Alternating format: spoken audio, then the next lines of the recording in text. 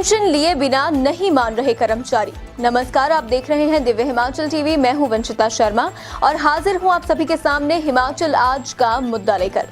Old pension पाने के लिए हिमाचल के कर्मचारी इस हद तक समर्पित हैं, ऐसा अंदाजा शायद किसी को भी नहीं था। गुरुवार 3 मार्च को देर रात तक राजधानी शिमला में एनपीएस कर्मचारियों का आक्रोश जिस अंदाज में छलका, अगर उसका जरा सा भी आभास प्रशासन या सरकार को होता तो शायद इंतजाम कुछ और ही होते।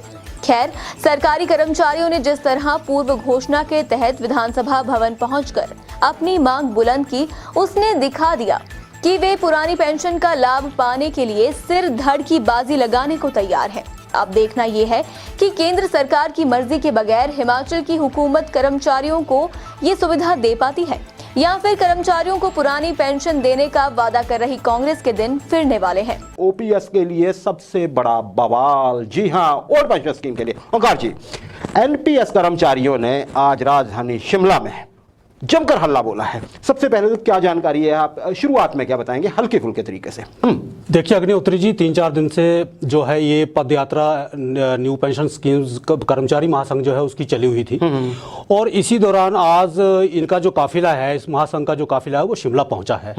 तो जिस तरह से ये इन्होंने कर्मचारियों ने अपना एक आप मान सकते हैं कि उग्र रूप दिखाया है और कर्मचारियों ने जिस तरह से हल्ला बोला है अपनी मांग को लेकर के ओल्ड पेंशन स्कीम जो है उसको लागू किया जाए, तो उससे देश प्रदेश में एक माहौल बना है, एक मैसेज देने की जो है कोशिश की गई है। और कर्मचारी अब लगता है कि इससे पीछे हटने वाले नहीं है। सरकार उनकी मांग को अब नजरअंदाज इसलिए नहीं कर सकती है क्योंकि विपक्ष जो है, कांग्रेस जो है, वो कर्मचारियों के हक में, उनके समर्थन में जो है वो आज जुटी हुई है। और आज बाकायदा जो नेता प्रतिपक्ष हैं मुकेश अग्निहोत्री जी, उन्होंने भी ये कहा है कि कर्मचारियों के हक जो है उनके समर्थन में वो अपनी आवाज बुलंद करते हैं। जी, कांग्रेस का तो ये आधिकारिक रुख रहता है ओंकार जी पिछले काफी समय से। देखिए आज अगर जब हम बात कर रहे हैं कर्मचारियों की, आक्रोश बहुत था, रोष भी बहुत था। चप्पे चप्पे पर पुलिस, देखिए इसके आप एक वानगी देखिए। सरकार ने जगह दी थी कि आपने चौड़ा मैदान आ जाना है, वहां पे आप बात करिए, लेकिन हुआ क्या? टूटी कंडी से ही ओंकार जी। कर्मचारी निकलते हैं, रास्ते में रोकने के व्यापक प्रबंध थे, पुलिस को मतलब आपके बैरिकेडिंग्स थी, उसकी नहीं चली। उसके बाद देखिए पुलिस की नहीं चली, धक्का मुक्की का दौर चला, कहीं पथराव भी हुआ।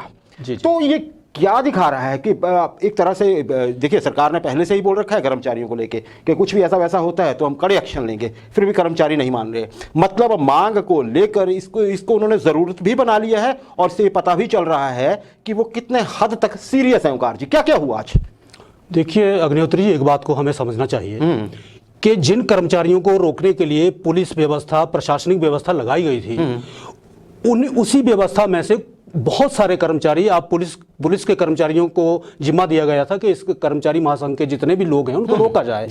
तो उन पुलिस कर्मचारियों में से ही मैं समझता हूं कि उनमें भी ऐसे लोग हैं जो अपने अधिकारों के लिए अपने भीतर ही लड़ रहे हैं। तो इन व्यवस्थाओं को कहीं ना कहीं जो है ढीला छोड़ने के पीछे कहीं ना कहीं ऐसा भी हो सकता है कि उन्होंने इसको ढीला इसलिए भी छोड़ा हो कि कर्मचारी अगर अपनी मांग को मनवाने के लिए आगे आ रहे हैं, हालांकि बहुत जोर लगाया पुलिस प्रशासन ने, फिर भी कर्मचारी जो है मानने को तैयार नहीं हुए, बैरिकेडिंग तोड़ी गई जैसे आपने बताया है। तो ये सिलसिला अब रुकने वाला नहीं। मैं फिर इस बात को दोहरा रहा हूं। जी बिल्कुल ओंकार जी, आपने कहा, आपने एक एंगल बताया कि पुलिस कर्मचारियों में भी कुछ ऐसे हो सकते हैं जो ओपीएस के सपोर्टर हों, लेकिन हम आज तक देखते आए हैं, चाहे पुलिस की चाहे लाख शिकायतें हों ओंकार जी, ये कभी मेस को लेकर होती है, कभी छुट्टियां ना होने को होती है, और वर्तमान दौर में जो है पुलिस की शिकायत ये भी है कि देखिए उनके पेमेंट को लेकर दिक्कत है।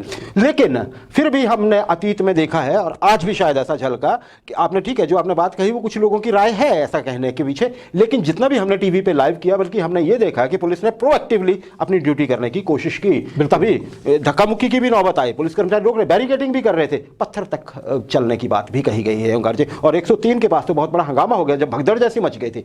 तो पुलिस का हम एक तरह से ये कहेंगे कि यहाँ पे एक तरह से सर्टिफिकेट है पुलिस को, कम से कम हमें ऐसा लगा है कि पुलिस ने अपना दायित्व तो पूरे जिम्मेदारी से निभाया।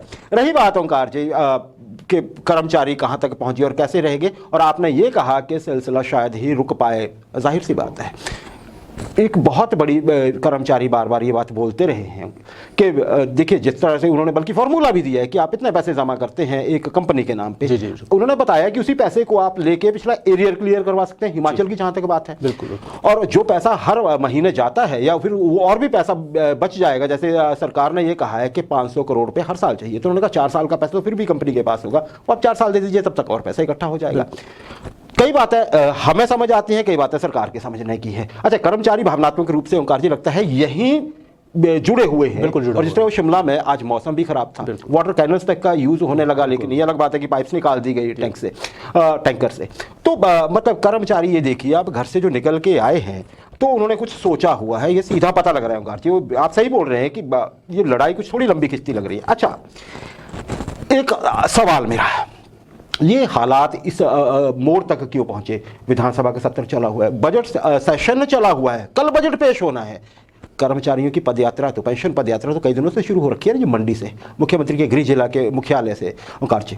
तो क्या कहीं कुछ कमी रह गई या सरकार को ऐसा लगा है, प्रशासन को ऐसा लगा कि कर्मचारी मान जाएंगे, क्योंकि मतलब कर्मचारी हैं तो मान जाएंगे और वहाँ पे अपनी रैली करेंगे, सरकार से शायद कुछ प्रतिनिधि मिले और चले जाएंगे? क्या कहेंगे, चूक हुई है कुछ थोड़ी सी? अग्निहोत्री जी, बहुत बड़ी चूक हुई है। सरकार ने कर्मचारियों की इस पदयात्रा को बहुत हल्के में लिया है, एक बहुत मजाक के तौर पे लिया है। उनको लगता था कि सरकार एक स्टेटमेंट जारी करेगी और जो है जो कर्मचारी महासंघ है एनपीएस वाले, ये मान जाएंगे और प्रशासन का कोई भी अधिकारी जाएगा और इनको मना लेगा। तो ये इसमें सरकार की बहुत बड़ी चूक हुई है। कर्मचारी कई दिनों से ये बोल रहे थे कि हम 3 मार्च को बजट शुरू होने से पहले विधानसभा का घेराव करेंगे। तो बहुत सारा समय, मतलब कम से कम आप देखिए कि एक पखवाड़े का समय सरकार के पास था कर्मचारियों के लिए, कोई ना कोई वो जो है हल निकाल पाते कि उनको वहां शिमला के पहुंचने से पहले ही कोई ना कोई व्यवस्था कर ली जाती। मगर सरकार ने कोई भी ऐसा कदम नहीं उठाया। बिल्कुल इस आंदोलन को, मैं इसको आंदोलन इसलिए कहूंगा कि इससे बड़ी बात और क्या हो सकती है कि लोग आपकी विधानसभा के दरवाजे पे जो है वो सारा व्यवस्था को छीन भिन करते हुए वहां बैठ जाते हैं। जी जी जी, आपने बिल्कुल सही कहा कि थोड़ी चूक तो हुई है। आपने कहा कि सरकार को शायद ये लगा हो कि कुछ अधिकारी जाएंगे मना लेंगे, ये कुछ वैसा ही हुआ जैसा तपोवन में भी हुआ था, जी है ना। आज भी देखिए डिप्टी कमिश्नर शिमला गए, मनाने के लिए नहीं माने। स्वयं भारद्वाज साहब आए, सुरेश भारद्वाज मंत्री हैं और स्थानीय विधायक भी हैं, और अच्छा बड़ी बात है कि वो कन्वर्सेशन में बड़े माहिर हैं, उनकी भी नहीं सुनी कर्मचारियों ने। तो यहाँ से पता लगता है कि कर्मचारी क्या मूड बना के पहुंचे हुए हैं शिमला राजधानी। अच्छा, एक और बड़ी बात है, ये ध्यान देने वाली बात है सबसे बड़ी, कि सरकार ने कल कोशिश की कि हम कर्मचारियों का गुस्सा कुछ शांत कर देते हैं। क्या किया? एक नोटिफिकेशन इशू कर दी गई। नोटिफिकेशन में ये भी बताया गया कि ऐसे कॉन्स्टिट्यूट की जा रही है कमेटी जो कि पेंशन के मामले देखेगी। उसमें सारे ही अधिकारी थे, चीफ सेक्रेटरी उसके शायद अध्यक्ष हैं, एक मेंबर सेक्रेटरी है, 2 सेक्रेटरी, सारे अधिकारी हैं। तो उसमें यह कहा गया एक तो कि ये बातें सुनेगी कि इसमें क्या होगा वो देखेगी इसके बारे में। दूसरा ओंकार जी, उसमें यह कहा गया था कि ये चाहे तो जितने भी लोगों से बात कर सकती है कमेटी इस मामले में। और तीसरा ये कि अगर इसमें सदस्य बढ़ाना है तो बढ़ा भी सकती है।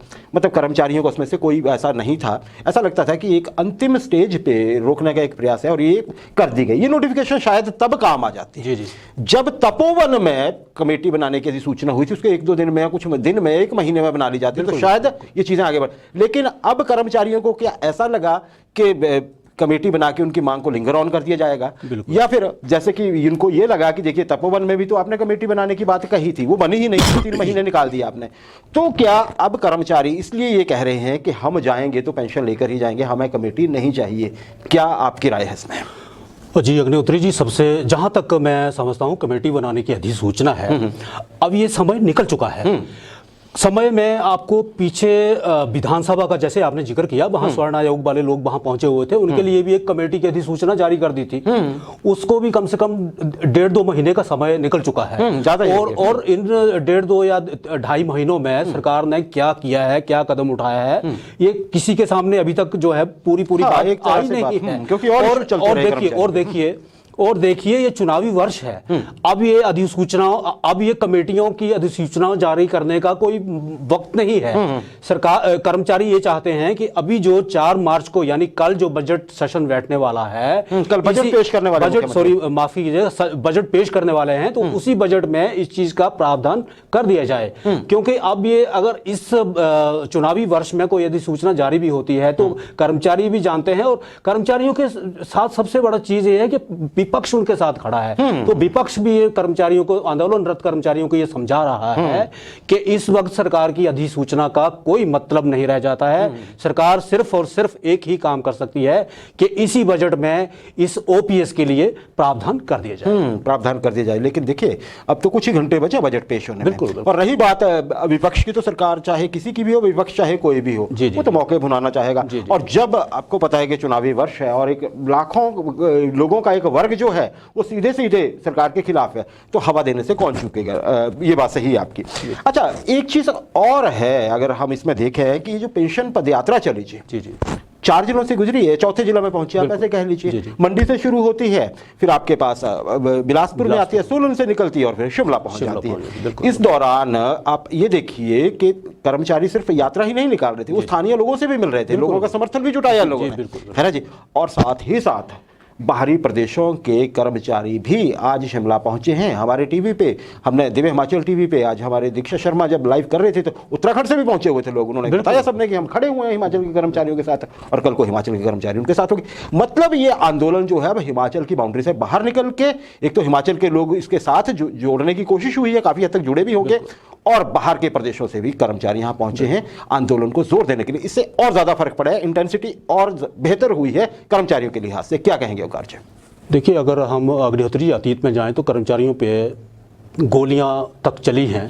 कर्मचारियों पे कई तरह के जो है वो मैं अत्याचार शब्द अगर इस्तेमाल करूं तो मानसिक या जहनी तौर पे अत्याचार शब्द का इस्तेमाल कर लिया जाना चाहिए। हिमाचल में ऐसा ना रहा हो, लेकिन बाकी प्रदेशों में, बाकी प्रदेशों की बात भी हम करते हैं। तो मैं समझता हूं इसे हम अब हम इसे देशव्यापी आंदोलन का एक हिस्सा मान लिया जाना चाहिए इसे। और जहां तक आम जनता के शामिल होने का प्रश्न है, तो इसमें कई जगह बेरोजगार भी शामिल हुए हैं। मैं इस पे आ रहा हूं, मैं बेरोजगारों की बात भी करता हूं। देखिए, आज जनता का एक और वर्ग था जो एक और चीज कह रहा था। इसी को के जनता को भी लग रहा है कि कहीं इसमें सैंडल तो नहीं हो गया सरकारी पक्ष या प्रशासन की ओर से। उनका कहना है कि कर्मचारी तो आज चलिए 1.5 लाख लोगों का प्रतिनिधित्व करते होंगे, या जितना भी आंकड़ा बताया जा रहा है एनपीएस का, हम उसको एज इट इज लेते हैं। उनमें से कुछ हजार ही पहुंचे हैं ना, सारे कर्मचारी तो नहीं शिमला पहुंचे। राजधानी की ये हालत हो गई है। अब ये सोचिए आप कि सारे बेरोजगार जो हमारे पास रजिस्टर्ड है या अनरजिस्टर्ड है, या जो निजी क्षेत्र में भी लगे हुए हैं, वो भी अपनी मांगे लेके उनका भी कुछ प्रतिशत हिस्सा ही शिमला पहुंच जाए, तो इससे तो कई गुना ज्यादा हो गया ना जी। वो मुझे लगता है 20-25 लाख तक के। हाँ, बिल्कुल इतना। अगर उसका कुछ प्रतिशत, उतनी प्रतिशत अगर जितने एनपीएस के कर्मचारी शिमला पहुंचे हैं, कुल कर्मचारियों का प्रतिशत उतना अगर इनका हो, तो इससे तो 8-10 गुना ज्यादा हो जाएगा। फिर क्या करेगी सरकार? अगर हम क्या ऐसे हम ढुलमुल तरीके से क्या इन चीजों को देखेंगे, क्या कहेंगे?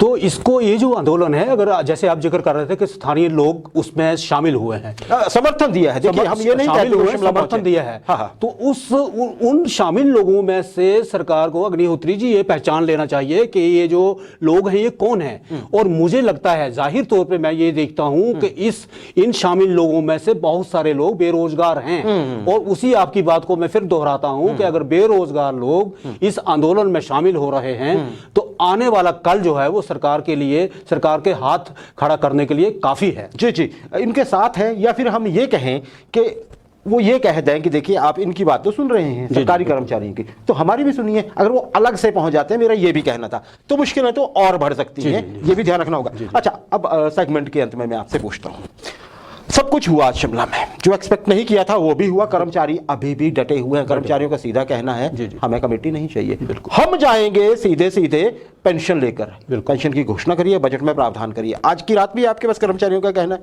अभी है ना वक्त, 8-10 बजने के लिए भी 1-2 घंटे काफी बाकी है। अच्छा, इसके अलावा आपके पास कल का बजट भी है, तो कर्मचारी तो बोल रहे हैं कि वहां आप प्रावधान करिए, मतलब स्थिति बिगड़े ना। आपको कैसा लगता है? ऊपर से मुख्यमंत्री साहब का भी इसमें कुछ प्रतिक्रिया आई है। क्या राय है आपकी कि ओपीएस मिलना एक आधे दिन में क्या संभव है? देखिए अग्निहोत्री जी, लोकतांत्रिक व्यवस्था में सरकारें आती हैं, सरकारें जाती हैं, ठीक है, चुनावी प्रक्रिया से हर कोई गुजरता है, मगर सरकार को अपने, जो हिमाचल की हम बात कर रहे हैं, तो हिमाचल में जितने भी साधन संसाधन हैं, उनका सही तरीके से दोहन करने के पश्चात ये पक्के तौर पे सोचना चाहिए कि हम ओल्ड पेंशन स्कीम को किस तरह से लागू करें, क्योंकि अब जो ये चिंगारी एक बार लगी हुई है ये कहीं ना कहीं शोला रोष को तो बढ़ा रही है। रोष बढ़ा रही है, और ये रोष जो है वो किसी भी कीमत पे कम होने वाला नहीं सरकार है। रोकना चाहेगी इसको। जहां तक आपने ये बात कही कि 2-4 घंटे, देखिए डिसीजन लेने में 2-4 घंटे भी बहुत ज्यादा होते हैं अगर सरकार की मंशा हो, सरकार के जो भी साधन संसाधन है, सरकार की मंशा अच्छी हो तो वो मिनटों और सेकंड्स में भी उनको डिसीजन को लिया जा सकता है। जी जी जी, तो कल बिल्कुल का सही। दिन तो हमारे पास पूरा पड़ा जी हुआ जी है। जी जी। अच्छा, इसमें हम एक बात कह चुके हैं कि जिस तरह से जयराम ठाकुर साहब जो हमारे मुख्यमंत्री हैं उन्होंने पहले प्रतिक्रियाएं दी हैं, जी, जी। इसमें ये लगता है, देखिए हम ये कहेंगे लगता है, जी, जी। और उन्होंने कई बार कहा भी है कि वो बात सुनने के लिए तैयार है। आज भी उन्होंने यही कहा ना, लेकिन एक पेज जो है वो हम इंडिपेंडेंटली सोचें तो वो पेज तो जायज है, मतलब जायज नहीं, हम ये कहेंगे कि मुख्यमंत्री साहब की जो है मुश्किल है वो थोड़ी सी समझी जा सकती व्यवस्थागत चीज है, होती है। क्योंकि जी, जी। ये मामला जो है, देखिए डबल इंजन की हम बात करते हैं, जी, जी। यहाँ भाजपा की सरकार है, जयराम ठाकुर भाजपा की सरकार के नेता है, यहाँ पे केंद्र में भी भाजपा की सरकार भाजपा की बैठी है। वो जो है उस सरकार को देख के ऐसा नहीं लगता है कि वो ओल्ड पेंशन स्कीम के पक्ष में है। अब बड़ी चुनौती जयराम ठाकुर साहब के पास ये है कि वो निजी तौर पर सहमत होते हुए भी क्या ऐसा कर पाएंगे कि केंद्र के से डिस्कस किए बिना, या केंद्र अगर उनको इजाज़त नहीं देता है तो क्या घोषणा कर पाएंगे। देखिए पीछे जब उपचुनाव हुए थे तो ये सबने माना था कि महंगाई एक बहुत बड़ा फैक्टर था और उसमें प्रदेश सरकार का कोई रोल नहीं था। ये अलग बात है कि तोहमत से जरूर आ गए कि जी आपने सिटिंग गवर्नमेंट में चारों ही उपचुनाव हार दिए।